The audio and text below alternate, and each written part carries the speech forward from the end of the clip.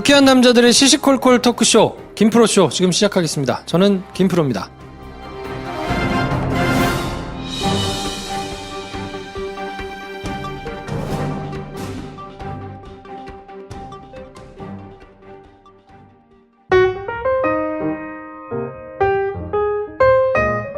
장편 영화를 열심히 준비하고 계신 배준현 감독님 나오셨습니다. 안녕하세요, 배준현입니다. 연애지상주의자 한량 김선생 나오셨습니다. 안녕하세요, 김선생입니다. 네, 저는 영화 좋아하는 김프로입니다. 오늘은 이제 상담을 해드려야 되는데 그 전에 오늘의 빠따. 네. 제가 새해 들어가지고 하나마나한 오프닝을 준비하라고 그래서 이게 약간 부담스럽더라고. 그래서 발상의 전환을 하자. 안 하고 곧바로 들어간다. 그래, 신선하다. 그게 깔끔해. 어정쩡하게 해가지고 늘어지느니 안 한다. 그래요. 다 아시거든요, 듣는 분들은. 그렇지. 살짝 아쉬운 감이 있는데, 난. 빌미를 주면 안 돼. 네. 제가 자꾸 까이기 때문에. 네. 자, 오늘의 빠따를 보내주신 분은 30대 여성분인데, 요거는 약간 저희가 고민을 좀 했어요. 그래서 첫 시도로 지난주에 저희가 방송해드렸잖아요. 영화 빠따. 네. 한번 시도를 해보겠습니다. 해보고 재미가 없으면 폐지하는 것으로. 적용이 빠르잖아요, 저희는. 네. 자, 30대 여성분이 보내주신 사연을 김 선생이 먼저 소개해 주시겠습니다. 읽어볼게요. 네. 야, 점점 시험 보는 것 같아요.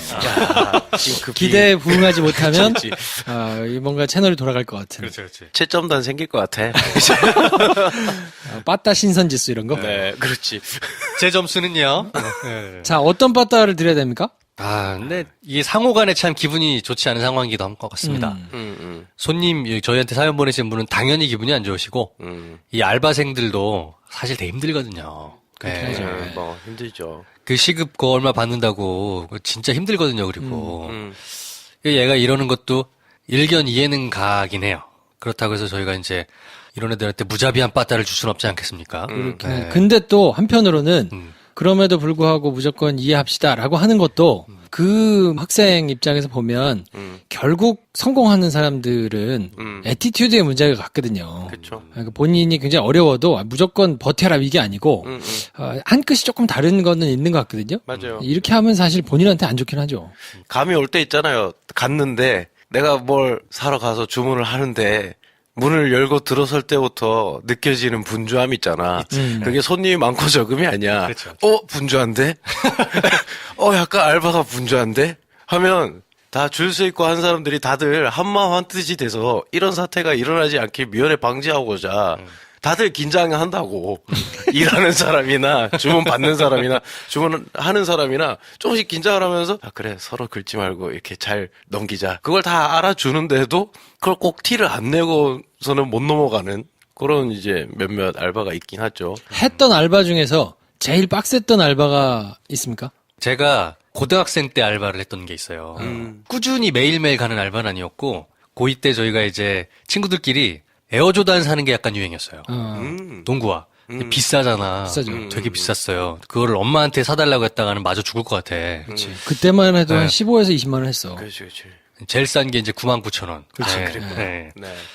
그래서 이거를 엄마한테 사달라고 할 순 없고, 어떻게 하면 내가 돈을 좀 벌 수 있을까를 꼼수를 막 생각했는데, 그때 저희 반 애들이 방학 때 노가다를 가가지고 좀 등치 좋은 아저씨처럼 생긴 애들 있잖아.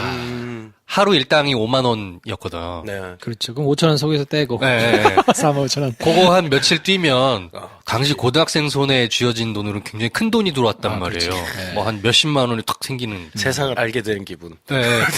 그래서 갔다 왔다는 얘기를 무용담처럼 막 하는 거예요. 새벽에 5시 반에 가가지고 있으면 아저씨들이 봉고차 태워 보내준다. 가서 시키는 거 하면 된다. 그래서 저도 그럼 되나 보다. 그래서 갔어. 5시 반에. 근데 걔네들은 등치가 되게 크고 생긴 것과 일단 아저씨처럼 생겼던 애들인데 나는 안 그랬거든요. 네. 지금도 별로 그렇게 등치가 크진 않잖아요. 네네. 그땐 더 했거든. 5시 반이 지나고 6시가 다 되도록 나는 봉고차에 안 태워지는 거야. 내 순번이 돌아오지를 않고. 순위에서 밀렸구나. 그리고 물어보지도 않아. 너 무슨 일 할게. 물어보지도 않아. 진짜 뻘쭘했겠네. 쟤는 뭐 하는 애야 이런 상황인 거예요. 근데 이대로 있다가 그냥 집에 갈 판이야. 이게 안 되잖아. 그렇지. 해 뜨면 끝나. 그치. 그래서 아저씨가 나를 태우지 않았는데 그냥 아무 봉고차 탔습니다. 진짜? 정말로? 네. 패기 있는데? 그냥 탔어. 탔더니 어느 빌라 건설 현장으로 갔어요. 가가지고 시키는 걸 다 했지.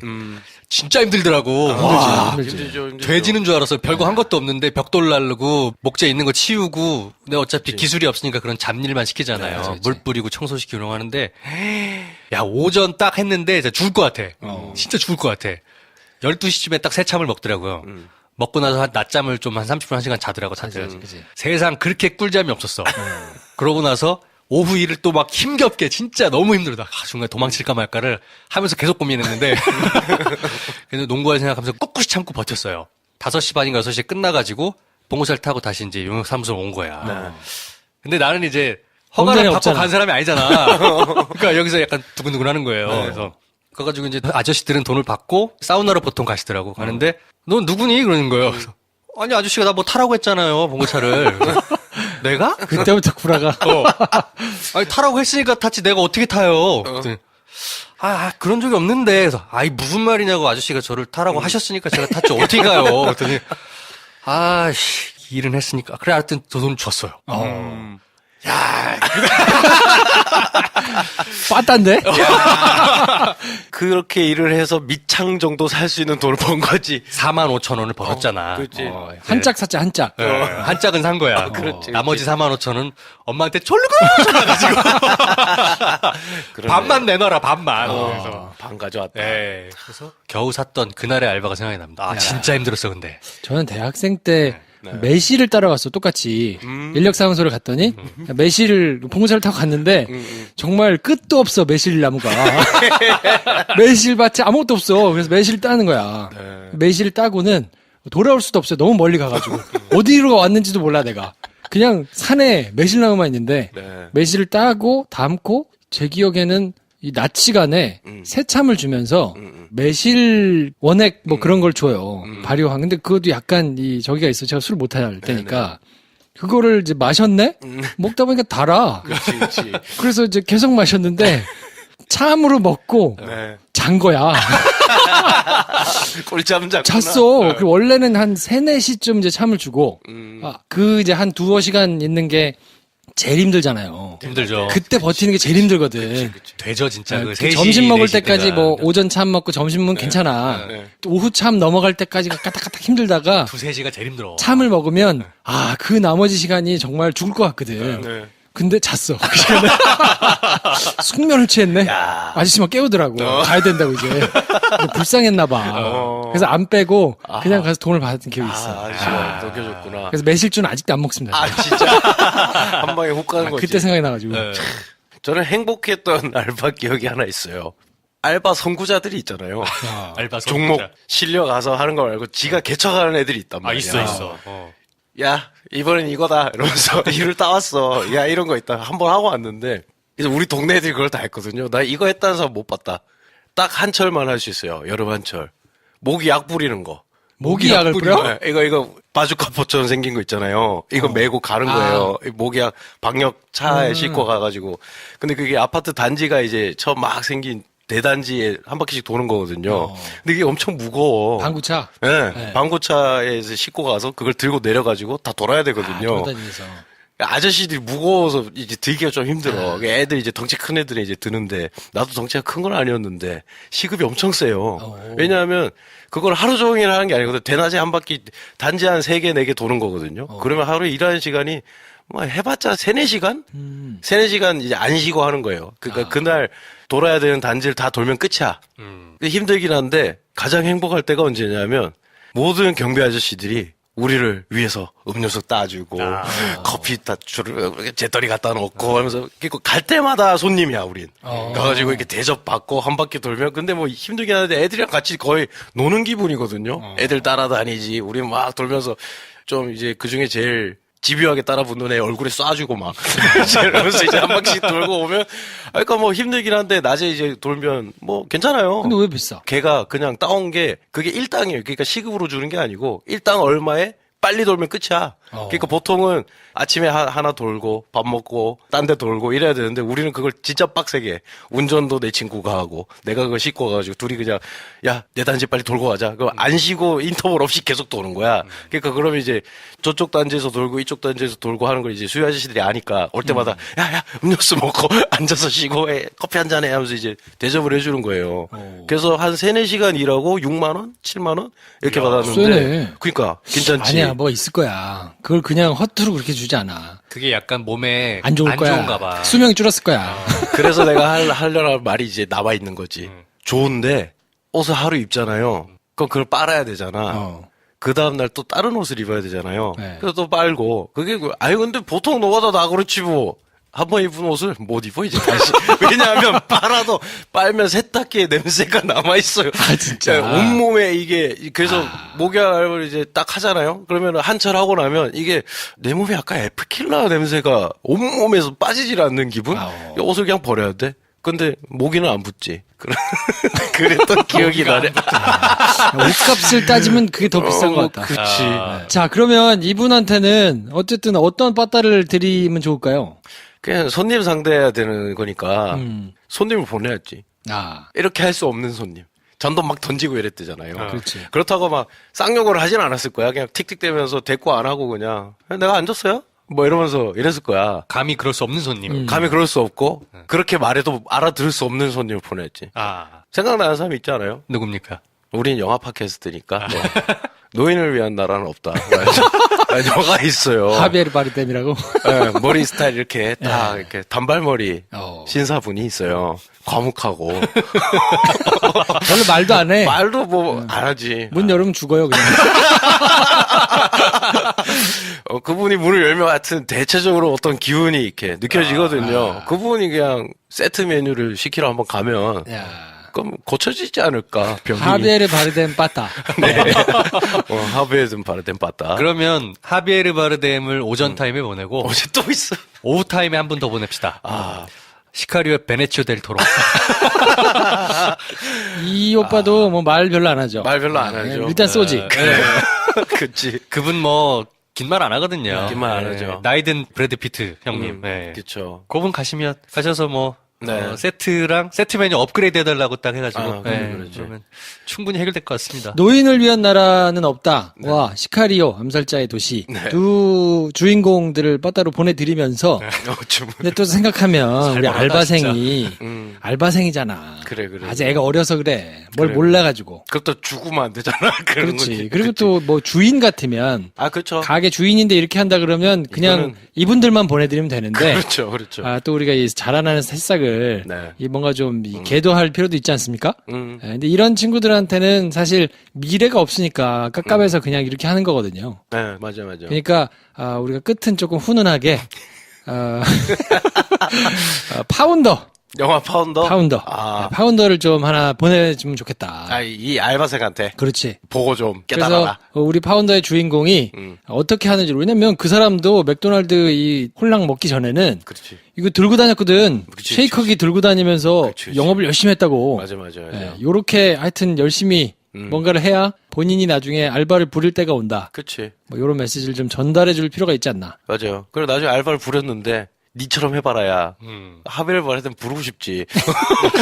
하베르 바르뎀이 온다. 네. 자, 그래서 오늘 영화 봤다. 저희가 3편 보내드렸는데, 혹시 안 보신 분들은 저희가 얘기하는 요 주인공들이 어떤 사람들인지를 한번 보시면 좋을 것 같고요.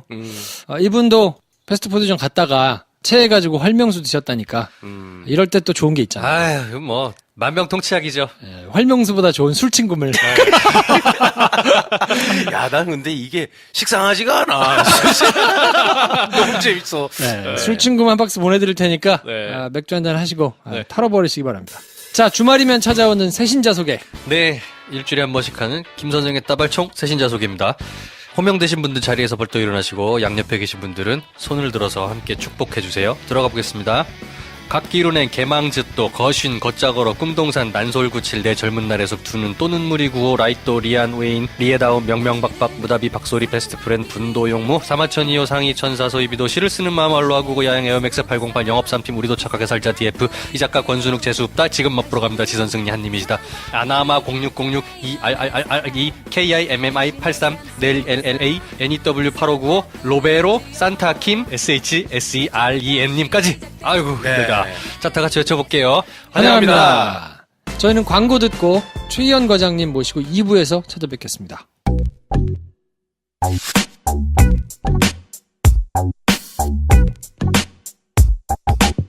여러분께서는 지금 유쾌한 사람들의 영화 시사 토크쇼 김프로쇼를 듣고 계십니다. 저는 밝은 세상에서 책 만드는 신선숙입니다.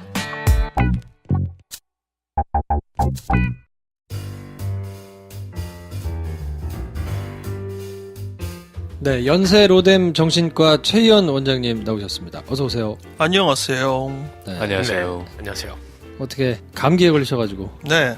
뭐 그래도 괜찮죠? 안 괜찮나? 원래 콧소리가 살짝 감기 걸렸을 때 초기에 콧소리가 들어간 그 맹맹이 소리가요. 네. 평소 목소리보다 더 매력 있을 수도 있어요. 아, 그렇죠. 네. 네. 그런 원래 이야기를 제가 많이 발음이 좀 어눌하기 때문에 지금도 뭐 별 차이는 나지 않을까. 네. 아니, 지금이 좀 나으십니다. 아, 그래. 네. 약간의 섹시한 콧소리도 살짝. 네. 다들 감기 조심하시고 네. 네, 감기 걸리면 안 됩니다. 올해 독감이 무섭다고 그러더라고요. 네. 네. 주변에 걸린 분들이 많으세요. 네, 제 아내도 플루 약 먹고, 네. 네. 절 보고 자꾸 그 약을 먹으라는 거예요. 나는 독감은 아닌데, 본인이 의사야? 벌써 자꾸 먹으래. 그래서 왜 그러냐. 끝까지 안 먹었는데, 요번에는요, 나아가는데 더 아파요. 이상하더라고요. 네. 목이랑 두통이 네. 한참 고생할 때보다 이젠 낫다. 이거 한결 낫네. 다행이다 하면서부터 확 또 아파가지고 약간 당황했어요. 네. 하여튼 네. 네, 감기 조심하시고요. 날씨가 또 갑자기 추웠다 좀 풀렸다 막 이래가지고 왔다 갔다 해가지고. 네, 또 그런 것 같아요. 음. 자, 오늘 사연을 보내주신 분은 50대 여성분이신데 뭐 하여튼 좀 사연이 좀 그래요. 무겁습니다. 지난주에 잠깐 좀 가벼워졌다가 아, 네. 네, 다시 무거워졌어요. 네. 우리가 사연을 가볍다고 얘기를 하면 안 되는 것 같아요. 그렇죠. 그 다음에 그렇죠, 그렇죠. 무서운 게 몰려와. 네. 아무튼 그래서 50대 여성분의 사연을 먼저 들으시고 상담을 시작하도록 하겠습니다.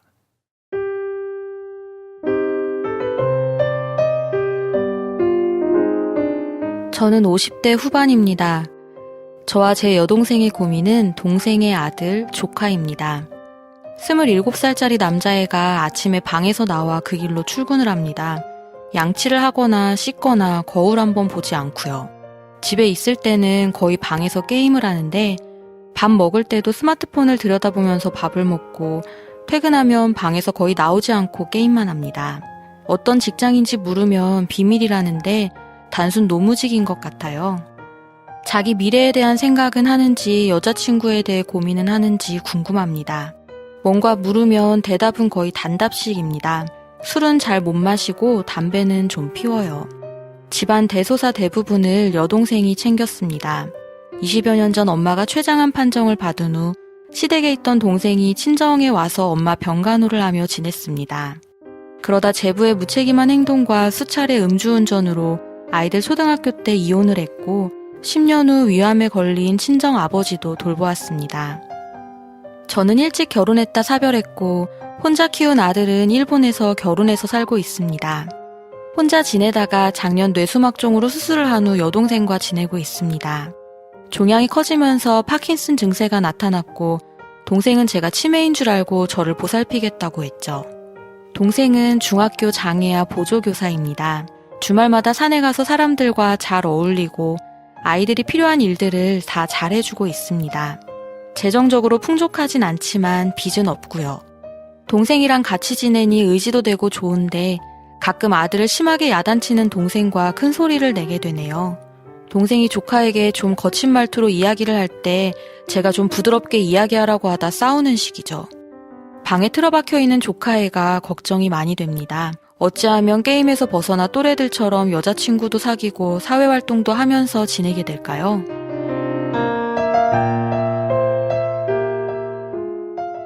네, 이런 사연을 보내주셨는데요. 네. 조카분이 많이 걱정이 되셨나 봐요.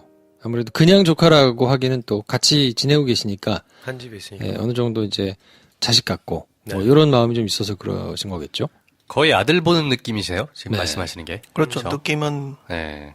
오히려 집에는 아무래도 여동생은 일하러 다닐 테고 본인은 집에 주로 있다고 치면 물론 이제 조카도 밖에 나가긴 하지만 집에서 반기거나 가거나 이런 거를 먼저 보고 이런 거는 동생보다는 오히려 더 그렇죠. 자주 보지 않을까 싶기도 하고. 네. 아들을 보는 느낌의 이모의 사연 되겠습니다. 네. 작년부터 같이 지냈다고 하니까 같은 집에서 지낸 지는 그리 길지 않는 케이스. 1년 남짓 사이 시간을 보냈으니 사실 그렇게 가까우기는 쉽지는 않기도 하겠다라는 생각도 들고. 뭐 1년이면 충분히 보죠. 뭐 한 달만 같이 살아도 누군가 집에서 자꾸 나오지 않고 나왔는데 계속 뭐 그럴 수 예. 갑자기 우리 애가 생각이 나네. 밥을 먹는데 왜 그거 내려놔? 남 얘기가 아니네. 아, 그렇군요. 네. 저도 혼자 살잖아요. 혼자서 집에서 밥을 먹을 때가 있잖아. 핸드폰 엄청 봅니다. 혼자 있어도. 할 게 없어. 뭐 혼자 있을 때야 뭐. 같이 있어도 봐. 나는 이 조커가 되게 편하구나라는 생각이 드는데 저도 혼자 있을 때 핸드폰 보고 뭐 하거든요. 밥 먹을 때. 근데 고향집 내려가면 그러기가 두려워서 안 그러는데 애티튜드를 지키려고 노력한단 말이지. 눈초리만으로도 뭔가 사인이 느껴지니까 혹은 내가 사회적 자아로서 1인분을 다 해야 되니 사람처럼 있으려면 나 혼자 있을 때랑 달라져야 된다는 무언의 압박이 있는데 이 조카는 그런 게 없구나. 뭐 이 조카도 이 사연 보내신 분이랑 하루만 지냈다라고 하면 그렇게 보일지도 모르지 않을까. 근데 뭐 하루 이틀도 아니고 벌써 이제 1년 돼 가는데 맞아요. 뭐 가족이잖아요, 이제 그야말로. 본인도 어머니처럼 생각을 지금 하는 느낌이고. 그럼 뭐 더 이상 이 사연 같은 경우는 이제 없으니까요. 그 27살 당사자분이 내가 살기 너무 힘들어요 이러면서 사연을 주신 건 아니니까 그렇죠. 사실은 들으시는 입장에서는 만약에 이제 그분이 청취자라 그러면 좀 억울하다고 얘기를 하실 수도 있잖아요. 그러니까 조카가. 예, 27살 조카분의 입장에서 네. 도대체 왜 뭐 엄마가 말을 걸어도 이모가 말을 걸어도 말을 하지 않고 그냥 뭐 방에 들어가서만 있고 뭐 이렇게 하는 이유가 뭐가 있을지를 먼저 조금 한번 얘기를 해보면 좋지 않을까요? 네, 저는 이야기를 왜 하게 될까? 안 할 것 같지 않아요? 네. 그냥 만약 이렇게 친밀감이 있는 조카라고 쳐요. 네. 네. 그러면 와서 뭐 인사는 좀 하겠죠. 그리고 네. 말도 좀 하겠고. 근데 그 외를 비교해보면 비슷하지 않을까요? 그러니까 이게 이상한 게 아니다 오히려. 네. 경향성으로 보면 이상할 건 별로 없죠. 익숙해지고 매일 보면 오히려 더 편하게 단절하고도 시간을 같이 보낼 수 있게 되는 것 같아요. 익숙해지면. 왜냐하면 오랜만에 봤는데 그러고 있으면 너 왜 그래? 라고 하면 뭐 내가 이게 편해. 이렇게 다툼이 일어날 수 있지만 여러 번 이모가 뭐라고 하기도 하고 그리고 본인의 여동생이 뭐라고 얘기하면 얘기가 거칠어지기도 하고 한다는 걸 보면 아주 가끔씩 그런 대화를 한번 시도하다가 리액션이 올 때는 항상 싸운다는 얘기고 그러면 그냥 냅두면 계속 이게 유지되니까 아마 익숙하게 그냥 그렇게 되긴 더 쉽지 않나. 한 집에 오래 사는 관계가 더. 배 감독은 이모가 많다고 했었었죠? 네, 세 분 계시죠. 어린 시절부터도 많이 이렇게 같이 잘 어울리고 지냈던 편인가요? 네. 한 동네에 있어서 이모 집에서 얻어먹기도 하고 밥을 사촌들이 우리 집에 놀러 오기도 하고 뭐 그랬던. 네. 제가 보기엔 요런 분위기는 정도는 돼야지 이모가 뭐 같이 살던 어쩌다 와던 할 때도 반기고 그러는데요. 그렇죠. 그렇지 않았던 웬 이모가 떠고 가면 저 사람이 누구냐 그렇게 게다가 또 같이 산대로 왜 같이 살아? 뭐 그쵸, 약간 그쵸. 저는 좀 개인주의 성향이 많아요. 그 친척이 와도 정말 안녕하세요 인사치레 외에는 정말 보기가 싫어요. 사실 개인적으로. 말 걸기도 그렇고. 약간 성향 자체가 좀 그런 것 같은데 그런 특성으로 보면 저는 오히려 이 조카가 이해가 가요. 그냥 아니 그러고 사는 거지 뭘 이런 느낌이 좀 더 많이 들기는 해요. 제가 이 27살 친구의 빙의를 해볼게요. 그리고 이제 사연 보내신 분이 써준 몇몇 포인트가 있어요. 예를 들면 뭐냐면 아침에 방에서 나와서 바로 출근하잖아요. 씻고 어쩌고가 없어. 자기 방 문 열고 그냥 출근이야. 그리고 퇴근하면 자기 방 문 닫고 들어서 안 나와. 이거는 단순히 개인적인 정도나 이런 문제가 아닌 걸로 보이기도 해요. 관계를 그냥 단절하고 싶은 마음 같아 보이기도 해요. 좀 더 나갔다. 그죠? 네네. 그냥 아침에 일어나서 씻을 수도 있고 냉장고에서 물을 먹을 수도 있고 하는 건데 네. 보통은 자기 방 문 열고 그냥 나가서 출근이잖아. 네. 어떻게 씻죠? 만약에 이 문장이 실제라면, 진짜라면, 좀 안 씻어. 그러면 심각한 사회 문제가 되거든요. 냄새가 나. 계속 안 씻으면. 물론 김 선생님 저는 생각했어요. 아, 뭔가 좀 더 나갔다. 조카가. 자기 표현을 하고 있다. 라는 생각을 했는데, 그게 그래서, 아, 자기 표현을 하고 있는데, 아, 나는 이 집의 구성원들이랑 말하기 싫어요. 정도의 어떤 자기 표현인 것 같고, 그게 우리가 흔히 오해할 만한 그런 걱정거리는 아닌 것 같다. 흔히 히크코모리다 하면 사회 관계를 아예 단절하고 씻지도 않고 나오지도 않고 밥을 문 앞에 갖다 놓으면 문 살짝 열었다 밥을 먹으러 손만 내밀고 뭐 이런 걸 우리가 흔히 상상하잖아요. 근데 지금 이 사연을 보내주신 분의 조카는 어쨌든 일도 하러 다니고 단지 그냥 집 안에서 집안 구성원들과 대화를 하기 싫다는 거고 게임을 한다는 게 혼자 스마트폰 게임을 하는 것 같지는 않고 방에 들어가서 막 게임을 한다는 거 어쨌든 다른 게임을 즐기는 사람들과 어떤 식으로든 소통을 하고 있다는 얘기니까 사실 이 문제는 너무 내 조카가 걱정된다고 할 때 그런 것까지 다 포함해서 걱정하시는 것 같은데 아 얘가 사람이랑 말은 할 수 있을까 얘가 좀 문제인가 아닌가라고 생각하실 것 같은데 제 생각엔 치약 칫솔을 다 챙겨서 들고 나가는 거 아닐까 아침마다 그럴 수 있죠. 그리고 그냥 칼퇴가 아니더라도 자기 모든 일과와 여가를 다 보내고 난 다음에 집에 와서 그냥 잠만 자는 상태 오히려 이게 더 정확한 거 아닌가라는 생각이 드네요.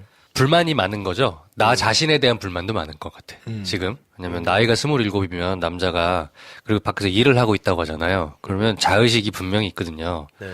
그리고 내가 이 나이 먹고 지금 이 불투명한 나의 상태와 미래에 대해서 불안하고 불편할 거예요. 그리고 내 꼬라지가 참 한심하다 이렇게 생각도 할 거고 그 상태 집에 와보면 집도 답 없다 진짜 여기 이런 생각하면서 내가 여기서 무슨 말하고 살겠냐 가만히 있자 이런 상태인 것 같아요. 네.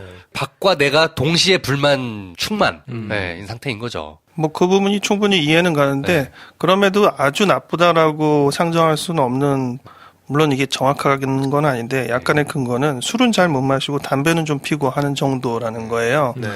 남자들 사회생활이라는 게 다 그렇잖아요. 이게 약간 스트레스가 되면은 쉽게 우리가 술과 담배로 넘어가는 특성이 많고 또 개인적으로 다른 데 못 풀면 이제 그쪽으로 풀어서 많이 해결을 하고 네. 사회생활 차라리 안 하면 모르겠어요. 근데 사회생활을 하는데 거기에서 스트레스를 자꾸 이렇게 받으면 사람이 이제 그런 쪽으로 자꾸 출구를 만들거든요. 네. 근데 별로 만들지 않아요. 네. 그리고 직장은 꼬박꼬박 다닌데 그게 어떤 일이든 간에 네. 그럼 요 정도 포지션을 뭐 아까 얘기한 뭐 히키코모리나 이런 식으로 표현하기엔 너무 잘 지내는 거예요. 네. 그렇죠. 네. 네.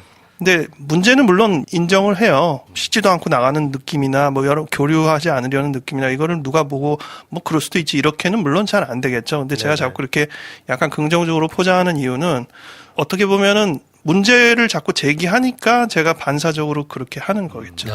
조금 더 이거를 받아들일 자세로 갖고 저게 문제다라고 가는 것보다 나름의 이유가 있다라는 쪽으로 가지 않으면 네네. 전혀 그걸 받아들이거나 그 입장으로 같이 순화하려는 경향은 못 보일 거거든요. 네. 그렇죠. 저도 이게 문제라는 게 아니고 이 27살 조카에게는 그럴 만한 이유가 있는 행동이다. 그렇죠. 라는 생각인 거죠. 그게 제일 중요한 거죠. 네, 근데 네.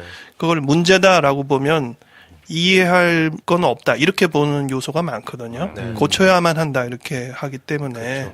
너무 걱정되는 이모의 마음은 100% 진심이면 우리가 의심하지 않지만 걱정을 한다라는 접근이 다르게 좀 변해야 되지 않나라는 생각이 드는 것이 엄마나 그러니까 이분의 여동생인 엄마나 이모가 네가 걱정돼서 그런다. 어디 다니냐? 뭐 하고 다니냐? 뭐 이렇게 물어볼 때 아마 조카 속으로 나는 여러분들이 더 걱정이에요. 이런 발끈하는 마음이 아마 생길 것 같아요. 그럴 것 같아요. 네. 네. 그러니까 그걸 좀 이제 더 넘어서는 대화 상대가 서로 되려면 그 부분을 한번 서로가 인지하는 게 낫지 않을까. 네. 자기의 영역을 일단 인정해주고 그게 좋다 나쁘다를 떠나서 충분히 그렇게 사는 삶도 하나의 삶이다라고 일단 그렇게 봐주면서 얘기도 들어보고 네네. 조카가 사는 삶이 나름 재밌네라고 느껴보기도 하고 네. 되게 이렇게 게임하고 이럴 때 그거 하지 못하게 하는 게 문제가 아니라 본인들은 해보셔야죠. 어떤 엄마는 하다가 자기가 더 많이 하더구만. 막 아이템 따가지고 자식 물려주고 뭐 이러던데. 현질을 더 많이 하시고. 근데 이제 그런 경험이 충분히 이루어지지 않고 일단 그걸 자꾸 고치려고만 하다 보면 아, 이거 세대도 다른데 자꾸 나를 거기에다가 몰아서 맞추려고 하는구나. 또 어떻게 보면 어머니가 좋은 점이기도 하지만 그것이 상당히 그 이중적이 될 수 있는데 굉장히 적극적이신 분 같아요. 그리고 친밀감이 굉장히 높으신 분 같아요. 네네. 그러다 보니까 자기 어머님도 모셨고 아버님도 모셨고 언니까지 지금 모시는 거잖아요. 네.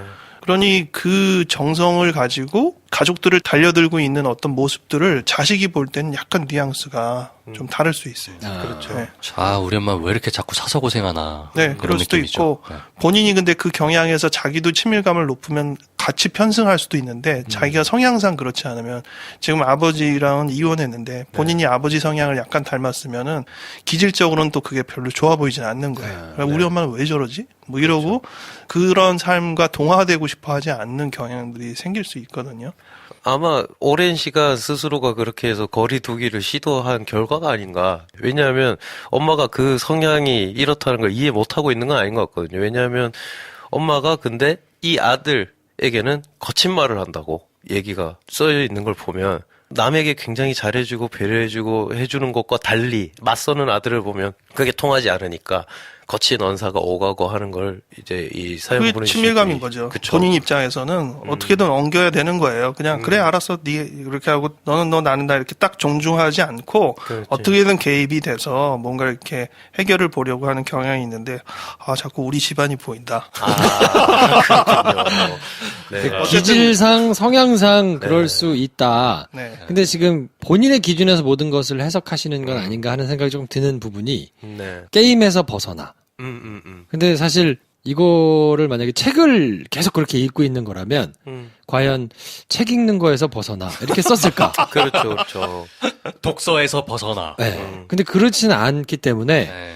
그리고 또 사회 활동도 하면서 지낸다라는 표현 자체가 그렇죠. 지금 직장을 다니고 있잖아요. 그렇죠. 그 안에서 딱히 문제가 없다 그러면 본인의 성향에 맞는 사회 활동을 지금 하고 있을 수 있거든요. 네, 네. 그러니까 모든 사람 다 활발하게 만나고 막 이러지는 않더라도 그렇죠. 친밀한 사람들과 친밀한 관계를 그냥 가지면서 지내는 방식이 있을 수 있는데 본인의 기준으로 해석을 이제 해서 보다 보면 아, 지금 뭔가 모자라고 고쳐야 되고 또래들처럼 여자친구들도 좀 만나고 만나고 있을 했으면 수도 있죠. 이래서 지금. 안 데려오는 걸 수도 있어요, 집에. 여자친구를.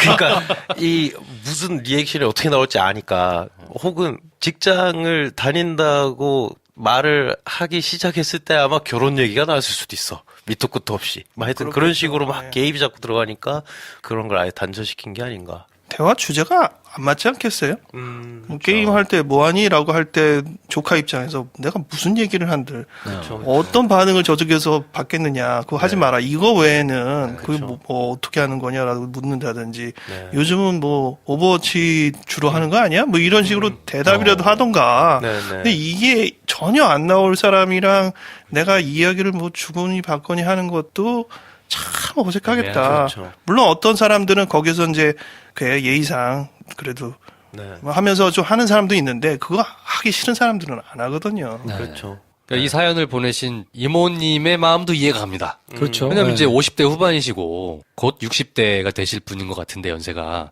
그 정도 연세에 드신 이제 이모 눈으로 보면 걱정일 수 있죠. 그럼요. 걱정으로 보이는 양태이긴 해요. 네. 하지만 그렇게까지 걱정하실 상황이 아닐 수도 있다. 네. 네, 여러 가지 정황상. 그렇죠. 저는 충분히 그걸 이해를 하는데 하면서 동시에 저쪽 사이드에도 뭔가 사연이 있을 것이다 분명히. 네, 네. 그러니까 그거를 한번 생각을 조금 하시고 네.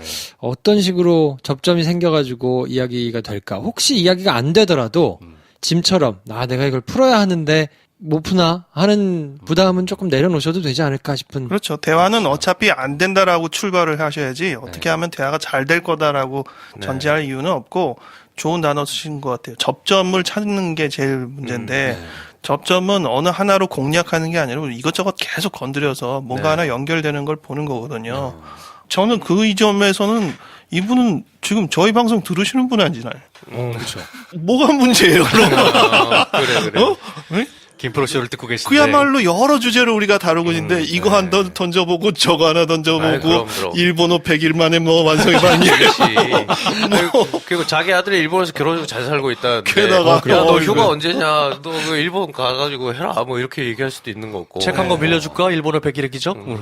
왜 삿포로가 없어 우리나라에는 뭐 이러면서 얘기를 하거나 뭐 이렇게 어쨌든 제가 보기에는 화제가 조카가 듣기에 웬일이로 저런 얘기를 하시나 싶은 것들을 던져주시고 그 눈빛 하나라도 잠깐 들어올 때 찔러보시고 그럴 기회는 가질 수 있어야겠다. 네. 오히려 저는 좀 길게 보시면 이 조카를 독립시키는 방향으로 생각을 해주셔라. 네, 그게 참 좋은 것 같아요. 27살짜리 조카는 간절하게 독립을 바라고 있는 것 같아요. 근데 지금 상황이 안 되니까 그냥 그 집에 방 한 구석에 자기만의 성을 쌓고 있는 것 같은데 네네. 독립을 시켜야 오히려 그 독립한 자아를 가진 조카와 어쩌다 한 번씩 만났을 때 대화가 더 생기지 않을까. 네네. 네. 지금처럼 대화가 없이 단절되어 있는 거는 이제 결과물인 거잖아요. 원인이 있고. 그러면 왜 대화가 없어? 대화를 해보자라는 걸로 풀 게 아니라 원인을 제거하면 자연스럽게 대화가 생길 수 있다. 저는 그게 이 27살 먹은 나이 먹을 만큼 먹은 남자를 독립시켜야 되는 거부터 시작하지 않나. 네, 네, 그럴 그런 수도 거죠. 있죠. 네. 이거를 미리 얘기를 하는 거죠. 뭐 당장이 아니더라도 뭐 하다못해 1년 후에 하자. 그러면 1년 후까지 뭐 어떻게 할 거냐. 뭐 이런 얘기도 좀 하다 보면 네. 조금 더 대화가 나오고. 그렇죠. 근데 이모님 입장에서는 약간 애매할 수도 있을 것 같아요. 왜냐면 이게 동생의 아들 일이니까. 내 자식 같으면 얘기를 해서 그럼 너 나가서 독립할래? 라고 얘기하겠지만 이걸 또 동생 일인데 뭐 이렇게 옆에서 독립을 시키라고 하는 것도 조금 애매하고 이런 게 좀 있지 않을까요? 상의를 하는 거지, 동생이랑. 네. 이 글로만 유추해 볼 수밖에 없지만 그 쓰신 분은 아들이랑 그렇게 막 친밀감 혹은 친밀감인지 아닌지 헷갈리는 거친 언사를 막 주고받는 그런 사이를 유지한 것 같지는 않아요. 본인의 아들님이랑은. 일본 가서 하시는 분이. 네. 근데 이 여동생과 아들이 이렇게 막 다투고 한 걸 보면 내가 동생을 좀 자제시키고 말릴 정도로 좀 그게 보기가 안 좋았다. 그리고 이 조카는 방에서 나오지도 않고 그게 걱정이 되신다는 부분에 있어서는 100% 저도 동의가 돼요. 그렇다고 뭐 약간 말이 안 통할 수 있어. 아 저랑 너무 말이 안 통해요가 만약에 이 글의 주제였다면 우리가 이제 이런 얘기로 그냥 끝낼 수 있는데 본인이 보기도 그래도 좀 뭔가 이렇게 내가 개선해 줄 수 있는 게 없을까. 3자의 입장에서 본 면도 있을 거란 말이에요. 그런 의미에서는 어쩌면 이모가 개입하지 않으면 이 교착 상태는 계속될 수 있겠다라는 생각도 들고 3년 뒤 달라질까? 방에서 여전히 안 나오고 때때로 그냥 싸우고 사연이 또 오겠죠. 30이 넘은 조카애가 방에서 안 나와요. 그러니까 어쩌면 이게 이럴 수도 있을 것 같아요. 그냥 제가 혼자 그냥 소설을 써보자면 그냥 이모가 없이 이분의 여동생과 조카가 둘이 있을 때는 뭐 지지고과 하고 있는데 그게 이제 문제로 불거지지 않는 건데 이모가 봤을 때는 이게 좀 문제인 것 같다. 그리고 더 좀 천천히 뜯어보니 얘가 방에서도 안 나온다. 아, 아침에도 그냥 바로 나가는구나. 뭐 이런 게 발견이 된 거란 말이에요. 그리고 조카 입장에서 제가 한번 빙의를 해보자면 어쩌면 자기는 자기 엄마가 좀 싫을 수도 있고 이모네가 부러웠을 수도 있을 것 같아요. 왜냐하면 자기 엄마가 첫째가 아니거든. 근데 우리 엄마가 다 했단 말이야. 저 집 아들은 결혼하고 일본에서 잘 살아. 안 보이니까 뭐 알게 뭐야. 그러니까 나는 이 모양 이 꼴로 사는 게 불쌍하지? 약간 이런 약간의 자격지심과 우리 집에 대한 불만 이런 게 있던 차에 야 근데 이모도 몸이 안 좋다고 그러니까 우리 엄마가 또 그래 우리 집에서 또 약간 이런 게 더 쌓였을 수도 있을 것 같아요. 그러면서 어쩌면 그럼 경제적인 여건은 그럼 어느 집이 원래 더 좀 괜찮았을까라고 생각해 봤을 때는 그런 저런 것 때문에 크리보 집이 좀 더 잘 산다고 계속 생각하고 있는 거 아닐까? 근데 여기 와서 같이 산다고 하니까 더 불만은 아닐까? 만약에 뭐 이게 다 맞는 얘기는 아니지만 그래서 제가 이 얘기를 얘기하는 이유는 뭐냐면 이모가 독립을 금전적으로 만약에 도와줄 수 있다. 그럼 그걸 적극적으로 하는 것도 큰 방법이 되지 않을까라는 생각을 좀 하게 되네요. 네, 결국은 약간 이제 편가르기에서 어떤 편가르기를 하느냐에 대한 생각을 잠깐 해보게 되는데요. 지금 동생이 있고 조카가 있고 본인이 있어요. 네. 근데 여기서 먼저 생각해 볼 수 있는 거는 지금 동생이랑 자신이 한 편이에요. 네네. 그러면 두 사람이 동시에 조카가 지금 문제가 있다라고 보는 입장으로 연대가 맺는 거예요. 네. 근데 조금 부담스럽지만 또 한 가지의 가능성은 동생이랑 조카가 사실은 한 편이에요.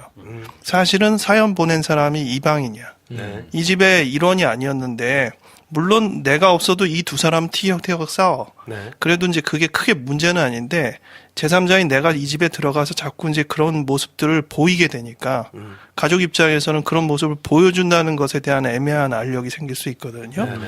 그러면 사실은 둘은 괜찮은 거예요.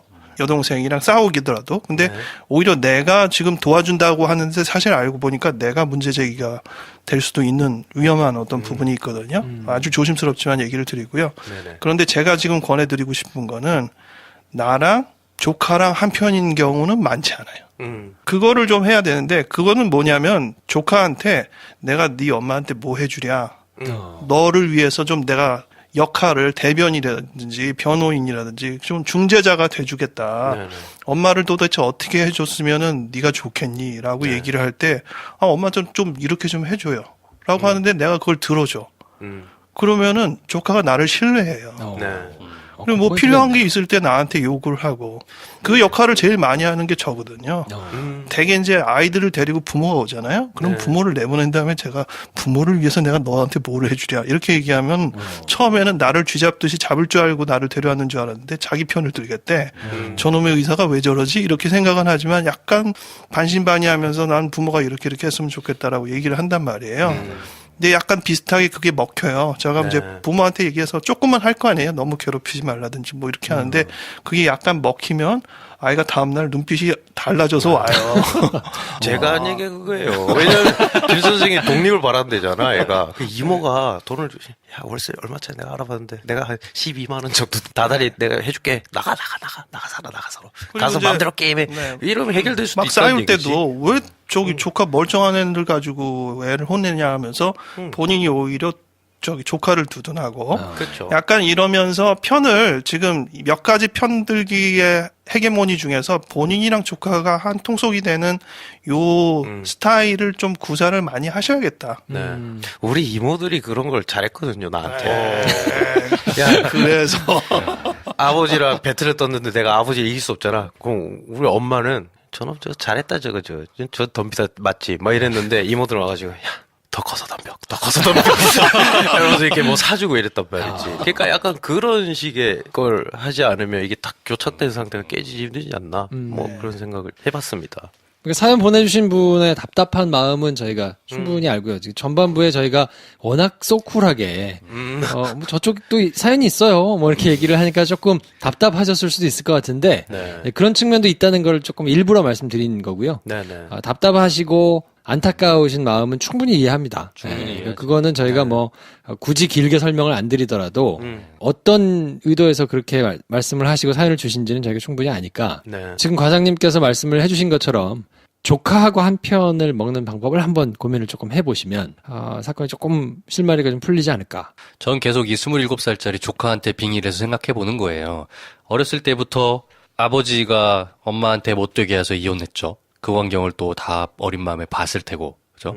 엄마가 계속해서 외할머니 병수발 들었던 거 봤겠고, 외할아버지 병수발 드는 것도 봤겠고, 지금은 이모 병수발 드는 걸 쭉 보고 있잖아요.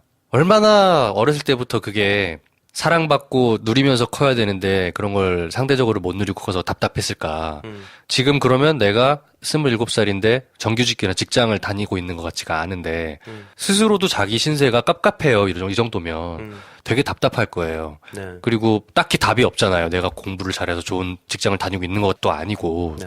집안이 부유한 것도 아니고 엄마 이혼했고 이모 우리 집에 와가지고 계시고 그러니까 인생이 답답할 것 같아.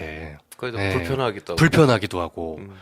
근데 그 마음의 한편에는 이런 것도 있을 것 같아요.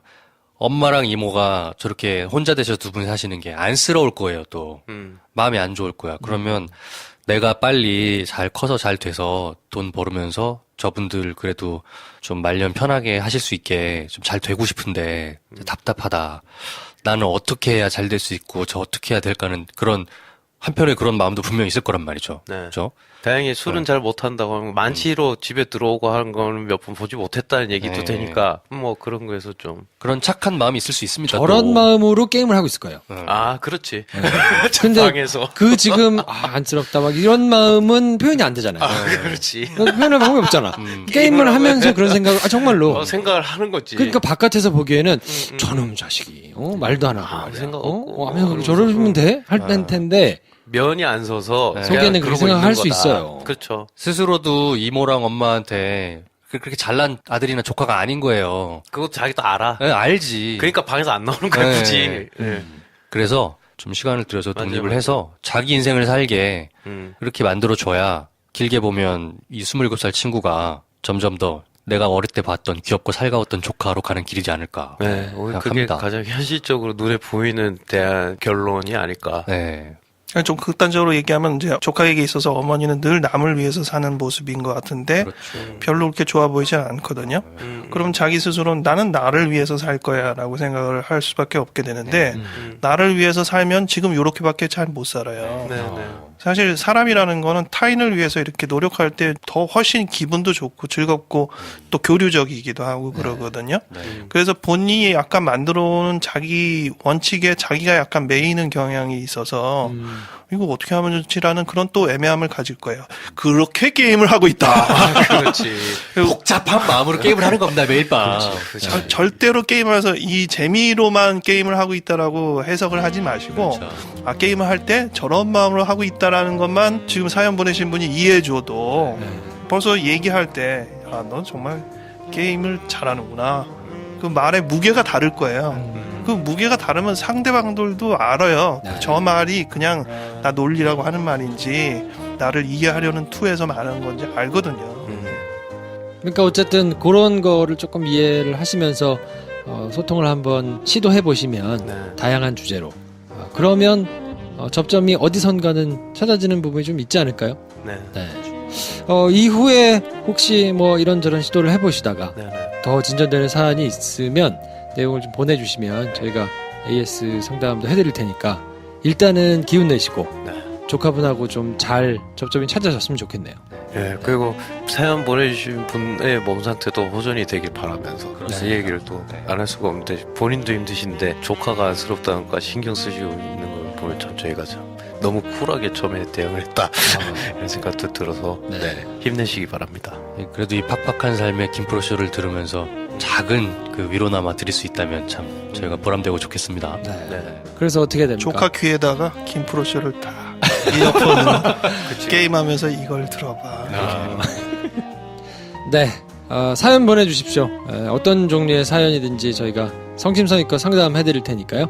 사연 많이 보내주시고 이분께서도 진척되는 사안이 있으면 또 보내주시면 저희가 AS 상담도 해드리겠습니다. 네. 이번 시간은 이렇게 정리하고요. 저는 다음 시간에 또 다른 상담 내용 가지고 찾아뵙도록 하겠습니다. 다음 주에 뵙겠습니다. 감사합니다. 고맙습니다. 안녕히 계십시오. Thank you.